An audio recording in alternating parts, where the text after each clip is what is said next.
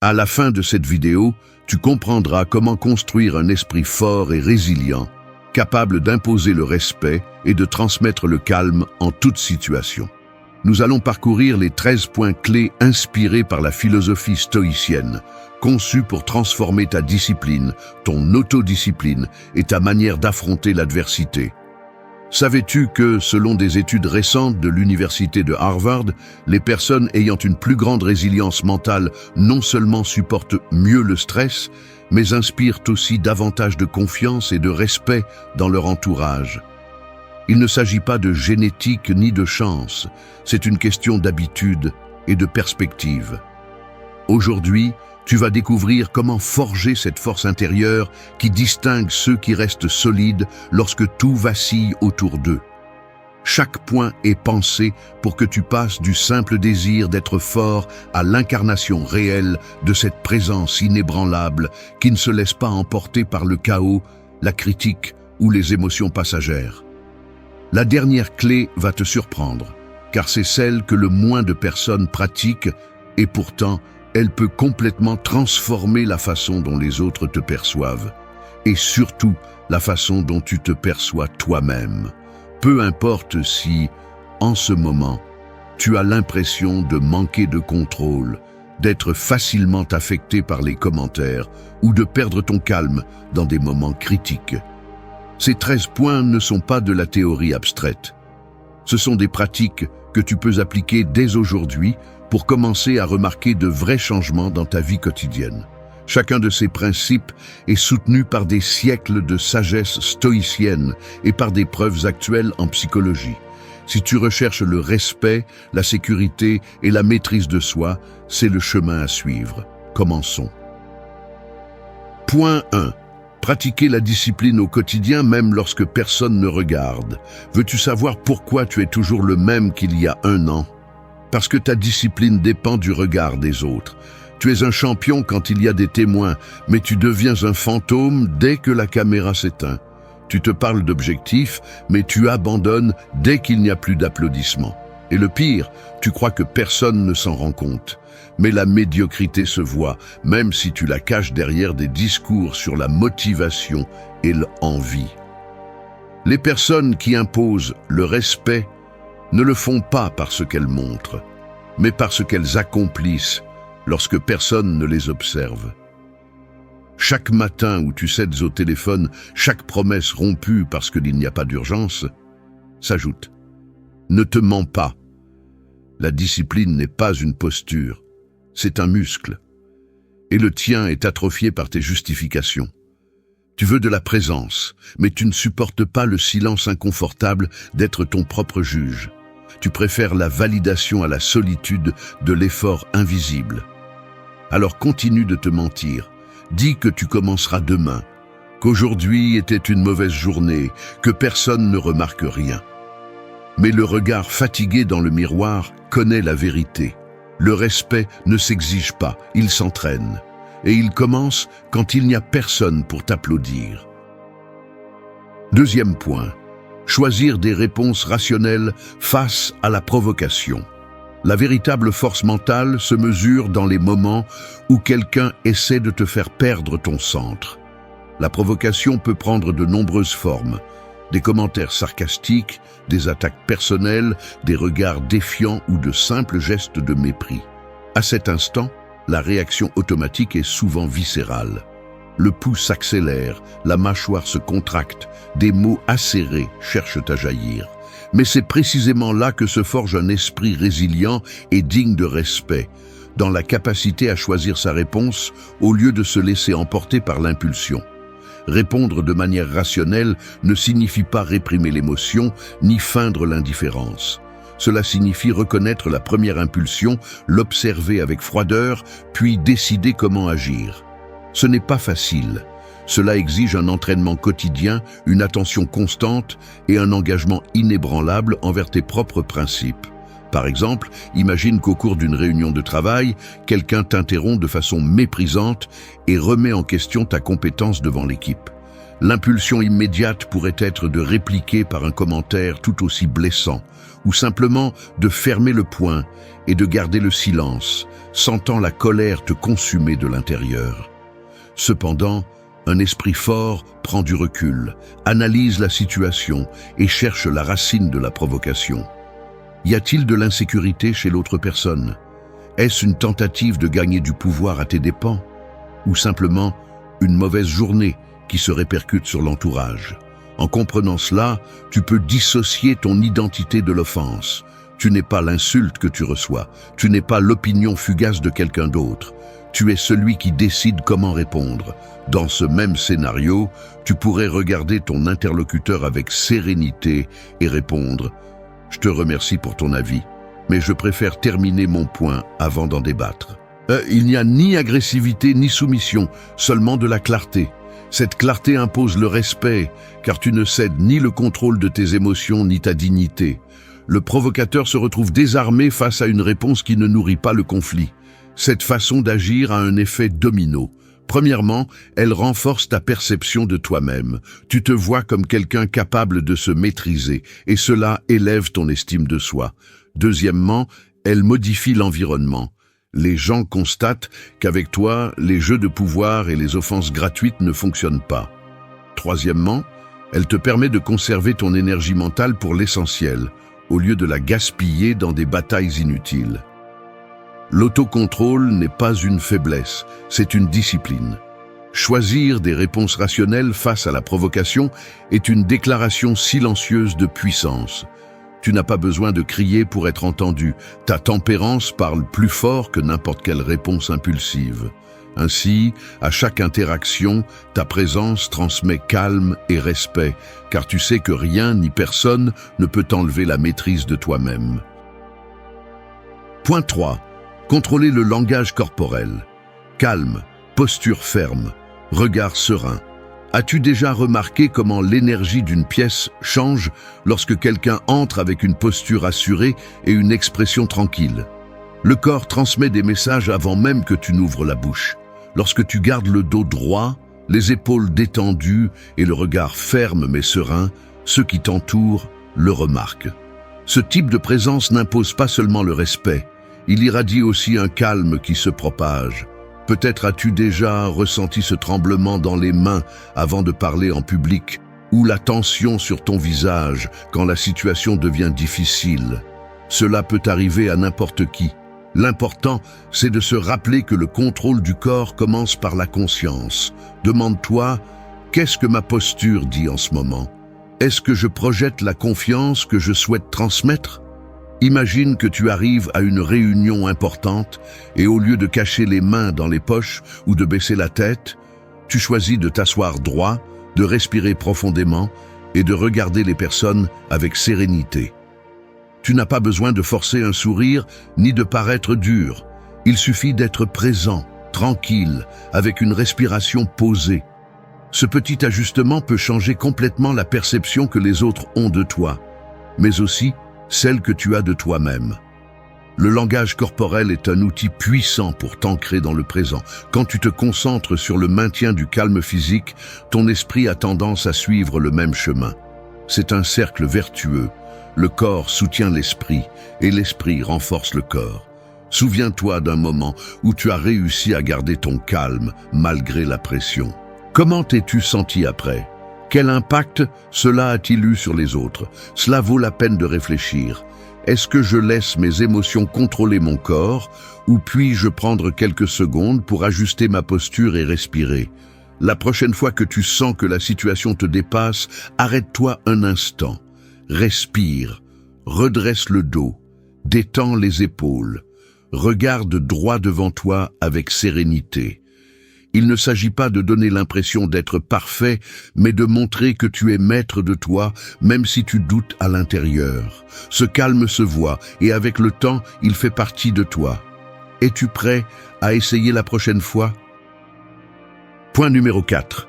Identifier et remettre en question les pensées automatiques négatives. Il y a un moment où tout s'assombrit à l'intérieur. Une idée surgit, presque imperceptible, qui vise directement ta confiance. Je ne suis pas à la hauteur. Ça va mal se passer. J'échoue toujours. Personne ne te prévient. Elle apparaît seule, dans le silence de ton esprit, et commence à dicter le reste de ta journée. T'es-tu déjà demandé d'où vient cette voix? Pourquoi lui donnes-tu autant de pouvoir? La première étape, c'est de l'observer. Ne pas lutter, ne pas nier, juste regarder cette pensée en face, comme on regarde une ombre traverser la pièce. Est-ce vrai ce qu'elle te dit? De quelles preuves réelles disposes-tu pour la croire? Bien souvent, l'esprit répète des histoires apprises, pas des vérités. Si tu acceptes ce récit sans le remettre en question, tu deviens l'acteur d'un scénario que tu n'as pas écrit. Remettre en question la pensée automatique, c'est une interruption. Il ne s'agit pas de se battre avec son esprit, mais de l'interroger. Quelle autre explication existe? Comment quelqu'un qui te respecte verrait-il cette situation? Te parlerais-tu de la même façon si tu étais ton meilleur ami? C'est inconfortable, mais c'est nécessaire. La force mentale ne consiste pas à nier l'existence des pensées négatives, mais à les affronter, sans avoir peur de l'inconfort qu'elles apportent.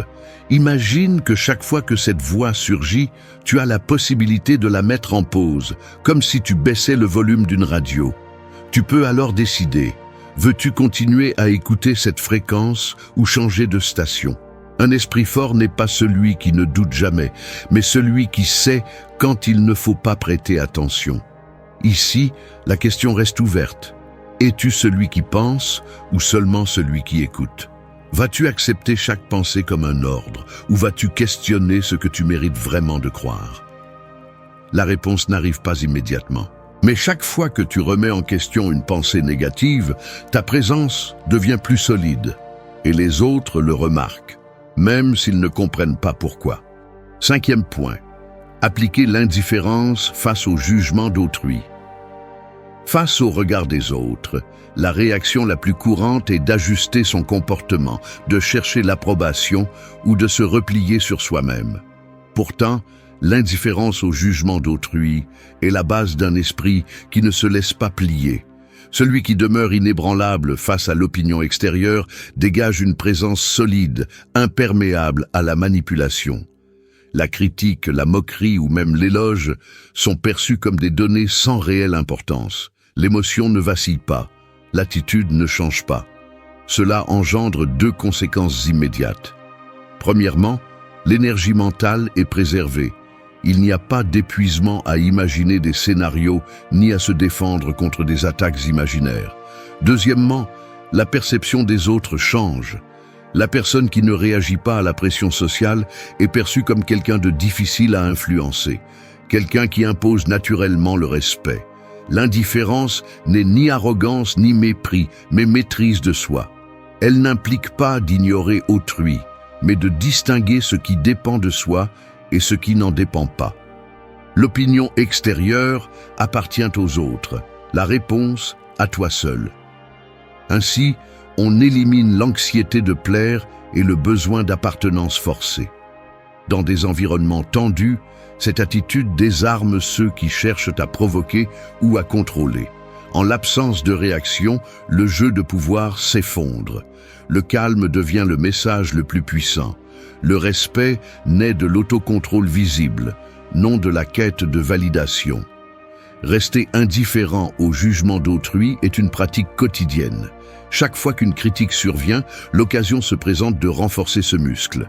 Le résultat est un esprit blindé, prêt à affronter n'importe quel environnement, capable de conserver le calme et le respect de soi, peu importe ce que disent les autres. Point 6. Affronter l'inconfort comme une opportunité de croissance. L'inconfort est un signal, non un obstacle définitif. Il apparaît lorsque quelque chose défie nos limites, lorsque la routine est brisée, lorsque l'environnement n'est plus prévisible. La plupart cherchent à l'éviter, construisant autour d'eux des zones de confort. Mais cet élan d'évasion est précisément ce qui freine la croissance personnelle. Le développement d'un esprit fort exige de s'exposer de manière délibérée à des situations qui dérangent, qui mettent à l'épreuve la patience, la capacité d'adaptation et la tempérance. Imagine le moment où tu dois prendre la parole en public pour la première fois. Le pouls s'accélère, la voix tremble, chaque regard semble un jugement. La réaction instinctive est de se retirer, de chercher une excuse, d'éviter la scène. Pourtant, chaque seconde passée dans cet inconfort est une opportunité. Le corps apprend à réguler l'anxiété, l'esprit à distinguer la critique constructive du bruit, la volonté à se maintenir sous pression. Il ne s'agit pas de rechercher la souffrance pour elle-même, mais de comprendre que le malaise est le seuil d'une nouvelle compétence, une force qui ne se forge que dans la friction. Le processus est graduel. Au début, l'inconfort paraît insupportable. Avec le temps, il devient un terrain familier. Celui qui s'expose à l'adversité de manière contrôlée développe des ressources intérieures, tolérance à la frustration, clarté sous la tension, capacité à prendre des décisions sans céder à l'impulsion. Chaque rencontre avec l'inconfort est un entraînement silencieux, un investissement dans la solidité mentale qui se manifeste ensuite par la présence, par la capacité d'imposer le respect sans avoir besoin de mots. Prenons un autre exemple. Recevoir des critiques directes sur sa propre performance. Le premier réflexe est la défense, la justification, voire le déni. Mais si l'on accepte l'inconfort, si l'on écoute sans interrompre, il devient possible de voir ses propres angles morts, d'identifier des schémas de comportement qui passaient auparavant inaperçus. La véritable croissance ne se produit pas dans les applaudissements, mais dans la friction avec la réalité, dans la capacité de supporter l'inconfort sans perdre son centre. Affronter l'inconfort exige de l'honnêteté. Cela implique de reconnaître ses propres limites et d'accepter que le progrès n'est pas linéaire. Il y a des reculs, des erreurs, des moments de doute. Mais chaque fois que l'on choisit la voie difficile, la détermination se renforce. Cela ne signifie pas rechercher le conflit de manière téméraire, mais être prêt à rester lorsque la plupart se retirent, à écouter quand d'autres se ferment, à agir quand d'autres hésitent. L'inconfort, alors, cesse d'être un ennemi pour devenir un allié silencieux. Il est le filtre qui sépare l'intention de l'action, la théorie de la pratique. Chaque situation inconfortable surmontée est une pièce de plus dans la construction d'un esprit imperturbable. Ainsi, la présence qui impose le respect n'est pas le fruit du hasard, mais celui de l'habitude de croître dans l'inconfort, de transformer chaque défi en une marche vers la véritable résilience. 7e point, limiter l'exposition aux stimuli inutiles. T'es-tu déjà rendu compte du nombre de stimuli qui traversent ton esprit chaque jour? Notifications, messages, bruits, images, opinions que tu n'as pas demandées, informations constantes qui n'apportent rien, qui ne fait qu'occuper de l'espace. Il est facile de se sentir saturé, comme si ton attention était une ressource infinie que n'importe qui pouvait prendre. Mais ce n'est pas le cas. L'esprit a besoin d'espace pour respirer, pour réfléchir, pour décider avec clarté. Quand tu le remplis de choses qui ne t'apportent rien, c'est comme essayer d'écouter le bruit de l'eau d'une rivière pendant que quelqu'un bat du tambour à côté de toi. Limiter l'exposition aux stimuli inutiles, ce n'est pas seulement éteindre son téléphone ou éviter les réseaux sociaux un instant. C'est un acte de respect envers ton propre esprit. C'est te demander, avant d'ouvrir une application ou d'entrer dans une conversation, est-ce que cela m'aide vraiment à devenir la personne que je veux être, ou est-ce que cela me distrait simplement de l'essentiel ? La force mentale se construit dans ces moments où tu choisis ce que tu laisses entrer et ce que tu refuses. Tu ne peux pas contrôler tout ce qui se passe à l'extérieur, mais tu peux décider à quoi tu accordes ton attention. Peut-être qu'à un moment donné, tu as eu l'impression de perdre le contrôle, que ton énergie se dispersait dans trop de choses à la fois. Et en effet, lorsque tu vis exposé à 1000 stimuli, il est presque impossible d'être présent, de te sentir en paix ou de répondre avec calme. N'as-tu jamais remarqué qu'après une journée pleine d'interruptions, tu as même du mal à te rappeler à quoi tu étais en train de penser ? Ce n'est pas de la faiblesse, c'est l'effet d'un environnement saturé. Et le reconnaître est la première étape pour le changer. Et si aujourd'hui tu choisissais seulement 3 choses qui comptent vraiment, Et si tu t'accordais la permission d'ignorer ce qui ne te nourrit pas? Imagine comment ton esprit se sentirait si tu arrêtais de porter des conversations vides, des nouvelles qui ne font qu'engendrer de l'anxiété, des tâches qui ne te rapprochent de rien de significatif. La résilience et la présence ne naissent pas du bruit, elles naissent du silence et de l'intention. Quels stimuli pourrais-tu éliminer aujourd'hui pour donner plus de force à ton esprit? Que se passerait-il si tu te donnais l'opportunité de protéger ton attention comme la ressource précieuse qu'elle est? La décision est entre tes mains. Et elle peut changer la façon dont tu fais face à chaque situation, avec respect et calme.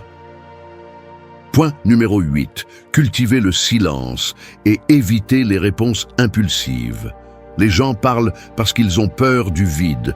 Ils remplissent l'air d'opinions, d'excuses, de justifications. Ils se croient intelligents parce qu'ils ont toujours quelque chose à dire, comme si l'urgence de répondre était le signe d'une force mentale. Mais la vérité est tout autre. Celui qui ne sait pas se taire ne sait pas non plus penser. Une bouche anxieuse révèle un esprit faible, esclave de ses impulsions, incapable de résister à la pression d'une seconde supplémentaire avant de lâcher la première stupidité qui lui vient à l'esprit. Tu veux t'imposer le respect? Fais l'inverse. Tais-toi. Laisse le silence peser. Observe comment les autres deviennent mal à l'aise, comment ils cherchent ton approbation, comment ils s'agitent pour remplir cet espace que tu maîtrises. Le silence n'est pas un vide, c'est un pouvoir. Celui qui ne répond pas immédiatement démontre de l'autocontrôle. Et c'est cela qui intimide vraiment.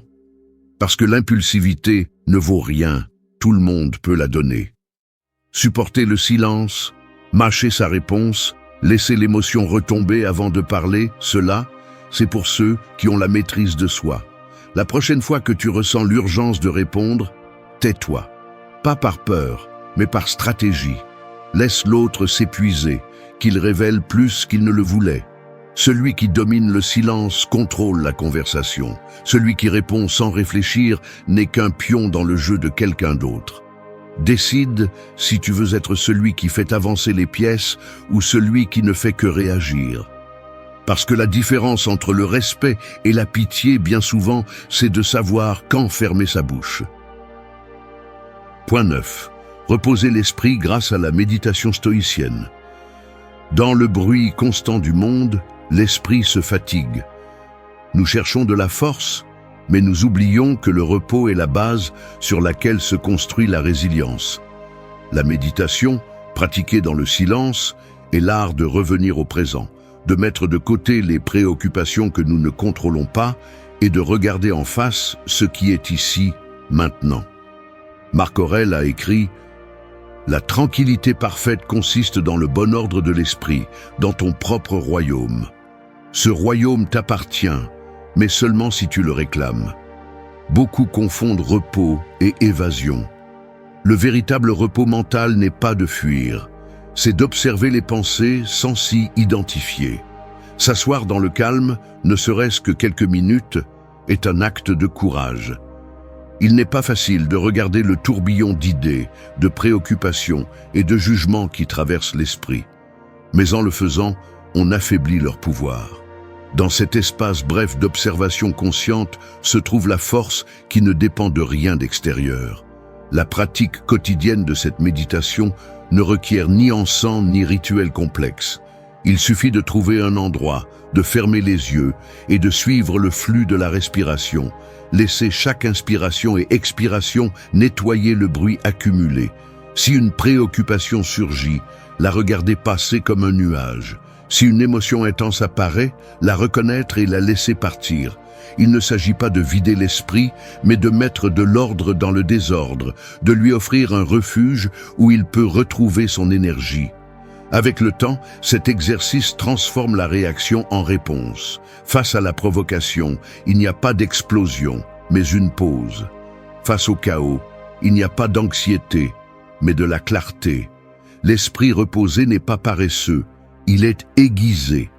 Il sait discerner l'important du trivial et agit avec fermeté, sans se laisser remporter par des impulsions passagères. Dans la vie quotidienne, la différence est palpable. Celui qui a appris à reposer son esprit impose le respect sans élever la voix. Son calme est contagieux, sa présence est une ancre au milieu de la tempête. Il ne s'agit pas d'éviter le conflit, mais de l'affronter avec une sérénité inébranlable. La méditation est la forge invisible où se trempe ce caractère. Reposer l'esprit n'est pas un luxe, c'est une nécessité pour celui qui aspire à être maître de lui-même. Fais de la méditation une habitude aussi naturelle que respirer. Ainsi, lorsque viendra le moment d'agir, ton esprit sera ton allié, non ton ennemi. Comme le rappelait Marc Aurèle, le bon ordre de l'esprit est le véritable pouvoir. 10e point, visualiser le pire scénario et l'accepter sans crainte. Un esprit fort ne se construit pas en ignorant la possibilité de l'échec, mais en l'affrontant directement. L'exercice de visualiser le pire scénario possible est un outil inconfortable, mais puissant. Il consiste à imaginer dans les moindres détails ce qui se passerait si tout tournait mal. Si tu perds ton emploi, si une relation importante prend fin, si ta santé se fragilise, si tu fais face à la ruine ou à la solitude. Il ne s'agit pas de s'obséder avec la catastrophe, mais de la regarder en face, sans fioriture ni euphémisme. Pense à une situation qui t'inquiète en ce moment. Pousse-la à l'extrême. Quelle serait l'issue la plus redoutée? Par exemple, tu as peur de parler en public parce que tu crains de te ridiculiser. Emmène cette peur jusqu'au bout. Imagine que tu oublies ce que tu allais dire, le public rit, tu te sens exposé et humilié. Que se passe-t-il ensuite? Tu ressens de la honte, peut-être de la culpabilité. Et après? La journée continue, la vie suit son cours. Combien de temps ce malaise durera-t-il? Quelles conséquences réelles cela aura-t-il dans un mois, dans un an? Dans la plupart des cas, le pire scénario est supportable, même si ton esprit prétend le contraire. Cet exercice a deux effets. Le premier, il réduit le pouvoir paralysant de la peur. Lorsque tu nommes et explores ce que tu crains le plus, tu lui retires une partie de sa force. Le second, il te prépare mentalement à agir avec clarté si les choses tournent vraiment mal. Tu n'es plus surpris par le choc, car tu l'as anticipé, tu l'as déjà vécu dans ton esprit. Cela te permet de garder ton calme, même au milieu du chaos. Accepter le pire scénario ne signifie pas s'y résigner. Cela signifie reconnaître que, même s'il se produit, tu as la capacité de le supporter et de te reconstruire. Imagine que tu perds ton travail.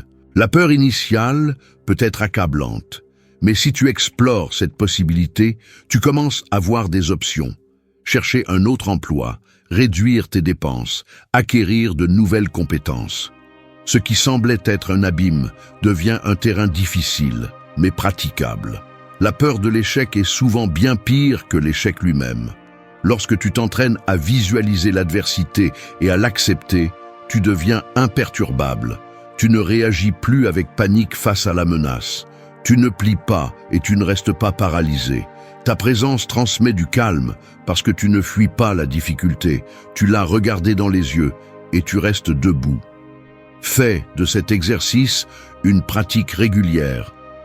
Pas seulement lorsque tu es anxieux, mais aussi dans les moments de calme.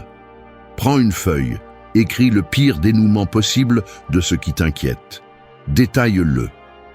Ensuite, écris comment tu pourrais réagir, quelles ressources tu possèdes, quel soutien tu pourrais solliciter.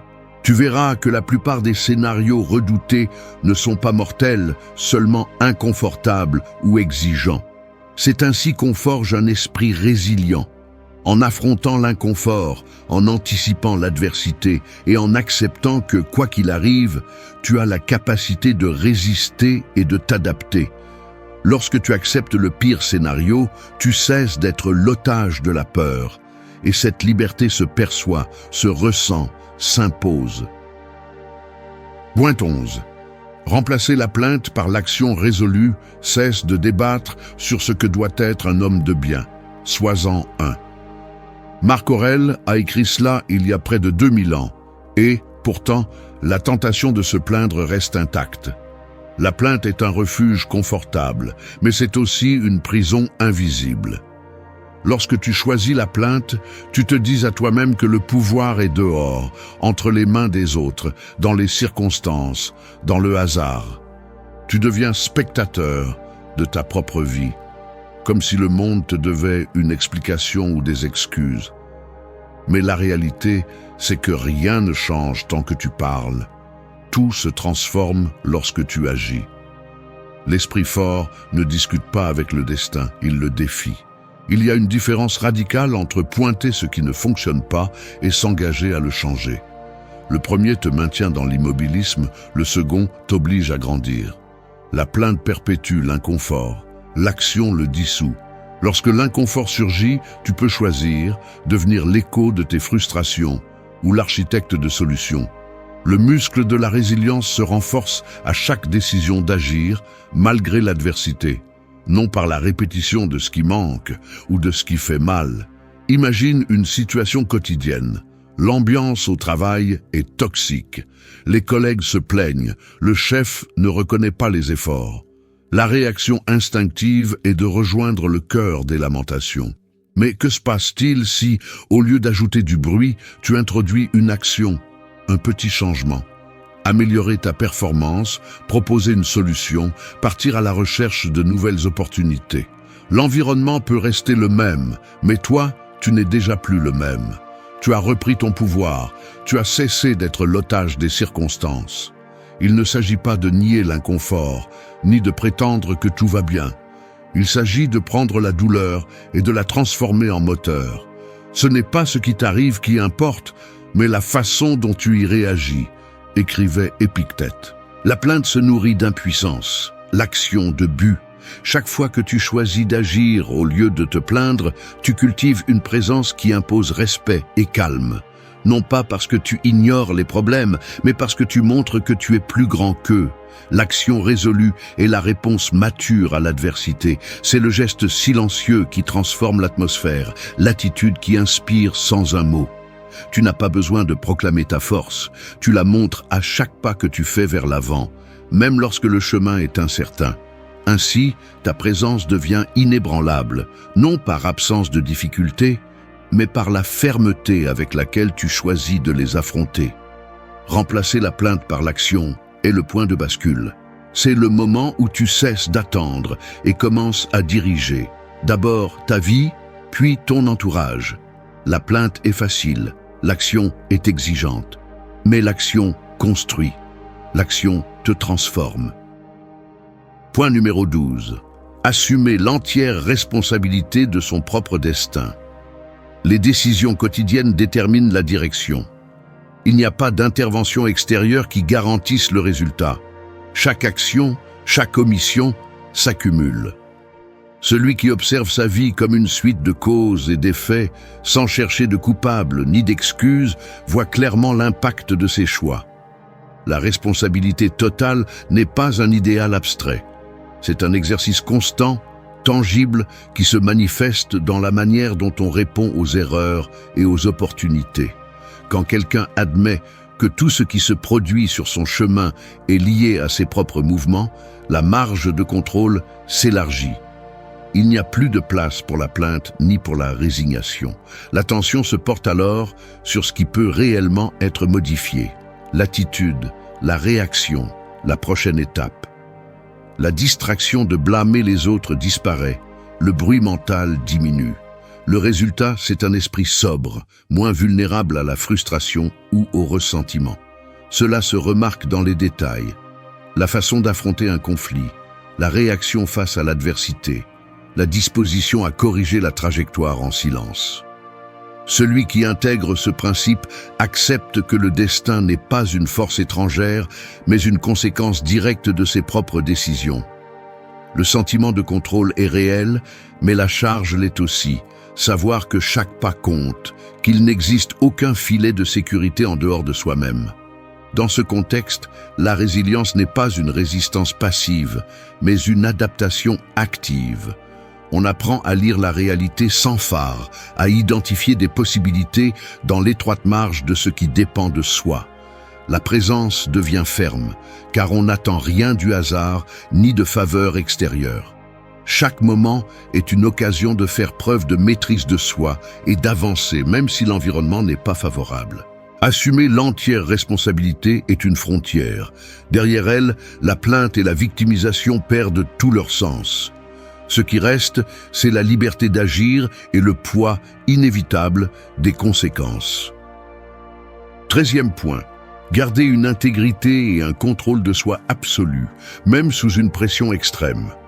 Tout le monde a une limite, un seuil où le caractère commence à se fissurer et où les failles révèlent ce qui se cache réellement sous la façade. La pression révèle la vérité. Quand tout est en jeu, quand l'environnement exige des réactions viscérales, quand l'adrénaline et la peur s'emparent du corps, c'est là que commence la véritable épreuve de l'autocontrôle.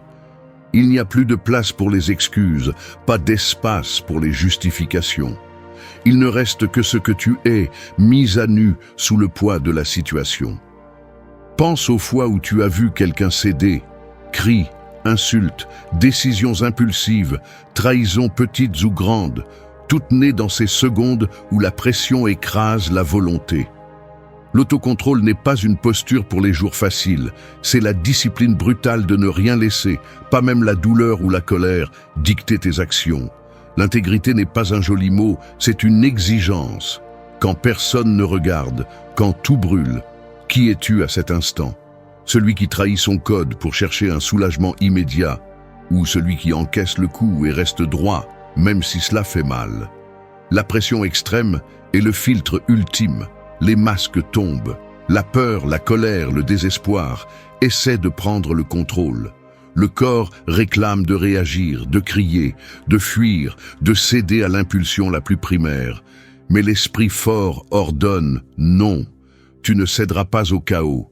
Tu ne seras pas l'esclave de tes émotions, ni de l'hostilité des autres, ni de l'injustice. Tu tiendras bon. Tu le feras parce que tu sais que si tu perds le contrôle une seule fois, si tu t'accordes un seul moment de faiblesse, la fissure grandira.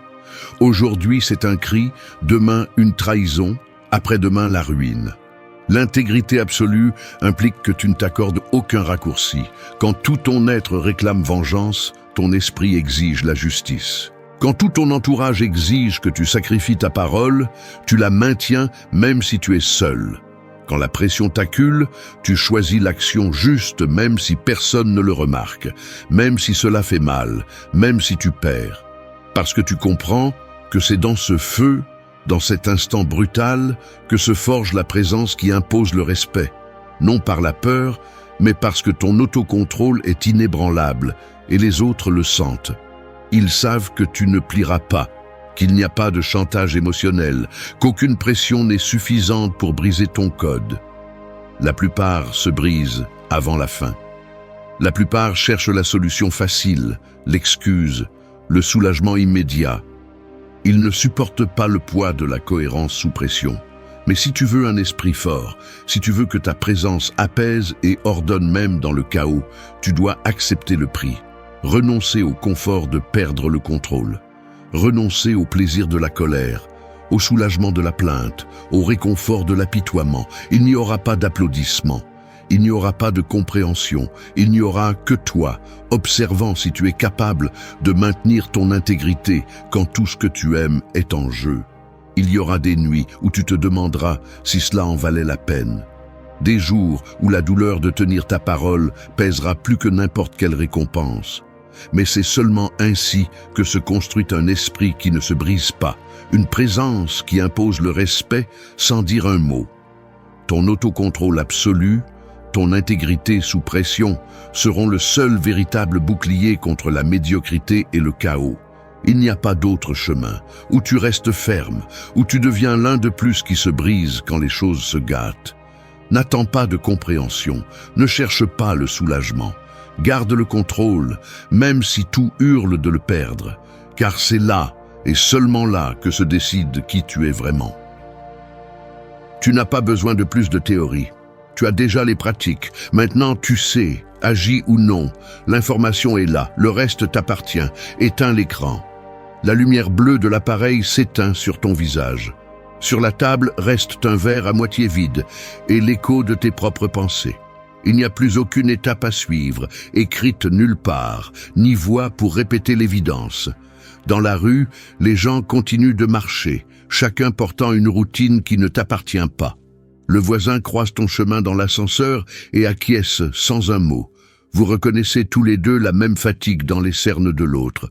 Par la fenêtre, on entend la circulation, les moteurs, la vie qui avance sans attendre personne. Tu regardes l'horloge, pas de nouvelles notifications. Personne ne viendra te rappeler ce que tu sais déjà. Dans la cuisine, le café refroidit pendant que tu décides si tu le bois ou si tu le laisses. Dehors, la pluie frappe la vitre et le calendrier avance avec ou sans ta permission. Dans le groupe de discussion, les messages suivent leur cours. Tu ne les ouvres pas. Un petit silence s'installe entre la fin d'une page et le début de ce que tu feras ensuite. L'information est là, le reste t'appartient. Tu n'as pas besoin d'un signe de plus. Si cela a résonné, abonne-toi. Maîtrise silencieuse.